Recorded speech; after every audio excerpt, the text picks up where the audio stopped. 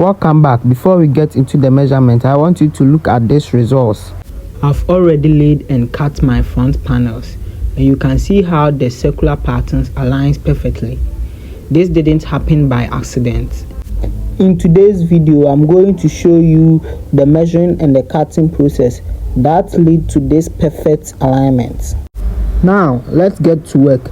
As I start measuring the length, here I have to be extremely careful. With a bold print like this, where you start your measuring determines where your pattern sits on the chest. I've positioned the eyes of the motif to sit extremely where they will be most visible. After making the length, we move to the chest. The formula here is simple. Take the total chest measurement and divide it by 4. For the front pattern, we need to add cutting and sewing allowances. So whatever number you get, after dividing the chest by 4, add 3 inches to it. After adding those 3 inches to it, add another ½ inch. That extra ½ inch is very important. It is for your bottom's extension, so the front overlaps perfectly. Before you add the ½ inch to it, you need to fold the fabric backwards. The front pattern, both of them, it's 2, so you need to fold them backwards before you iron. After that, then you iron it. Then you add the ½ inch to it, to the chest you divided by 4. Once you have these marks, cut straight across the top line and then cut where you measure the chest line, where the chest line ends. So you cut it straight. And just like that, our front pattern is ready. Next, we move to the back pattern. We fold the fabric again, but not the exact same way as the front. To make sure our designs continue perfectly, take the front piece you just cut and lay it right on top of the new fabric. Look closely to ensure the circular patterns aligns beautifully and nothing is twisted. For the measurement, we use the same chest number we got when cutting the front pattern. This means the main chest is also divided by 4, the main chest measurements.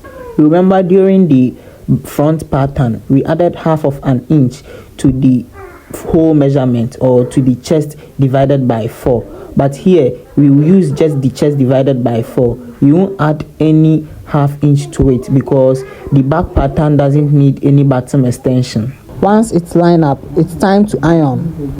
In my workshop, we iron every single step to keep the fabric flat and precise. Just make sure the bottom of your iron is completely clean so you don't stain your client's fabric. Now, go ahead and measure the length of the back pattern. And let me remind you, with the back pattern, we don't just measure the length, or we don't just use the first length we use for the front pattern. You have to add an extra 3 inches to the length of the back pattern. The length of the back pattern will be longer than the front pattern we cut. It will be longer than it, 3 inches. After measuring the length of the back pattern, go ahead and cut it straight on top and cut it where you mark the chest line too, so that you get your back pattern correctly. With both pieces cut, place the back pattern on the table first and then place the front pattern on top of it. Then firstly make sure the top of the both pieces are equal. Here's a professional trick. Push the front piece forward by half. This helps that ½ inch bottom extension we left overlaps properly. Now look at the top. Use a straight line to trim and clean the top edge. Next, we do the shoulder slide. Our shoulders aren't perfectly straight. It's curved down. So starting from the beginning of the neckline, go down by 4 inches at the shoulder side. Mark straight line from where the neckline begins to where the shoulder side ends. Where you go in by 4 inches, mark a straight line and then cut it straight so that it will curve down. After sliding the shoulder, push the front piece down slightly. Push it down till it becomes level with the down one or the back pattern. This makes the back piece look longer at the top. Iron this section down and fold it nicely. Iron it down so it catches the front piece perfectly. Then let's shape the neck. My client's neck is 18 inches. So with this, we divide that 18 inches into 4. So 18 inches divided by 4 will give you 4.5. So we mark that 4.5 from top to down, and we marked it. Then measure sideways from where the button starts. Don't just mark it straight. Curve it to give it a professional shape. Now for the across back or shoulder to shoulder. Divide your total across back measurement by 2. Then add half inches to it. We add that half inch because when you attach your sleeve later, you lose a bit of fabric in the seam. Mark that point. To get the perfect armhole line, here is my professional formula. Take the back measurement, the shoulder to shoulder measurement, and divide it by 2.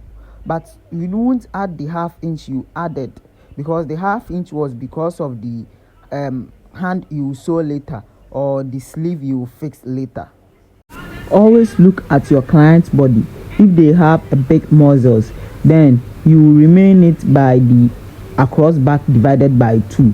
But if their muscles is not big, then you subtract half inch from the across back divided by 2. So then after that, you use your curve to curve it or to shape it so that it will look sharp.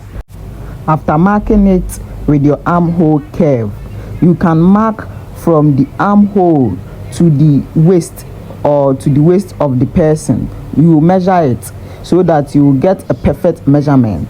Remember why we added 3 inches to the chest divided by 4 measurement earlier? Here is why.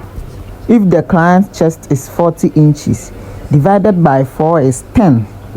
Since we mark our total measurement on the fabric 13 inches and the chest too is 40, then we will now mark 11.5 inches on the chest measurement for a sewing and knitting allowances. From the chest, move down to mark your tummy line and then to the waist. Use your straight line or your straight ruler to join these lines together to get the real shape of a body and cut the excess fabric away. As you can see, the shirt is cut beautifully and the bold patterns have matched perfectly. If you want to see how I sew and assemble this piece step by step, make sure to subscribe and hit the notification bell for part 2. Thanks for watching Dixon Casual. I'll see you in the next video.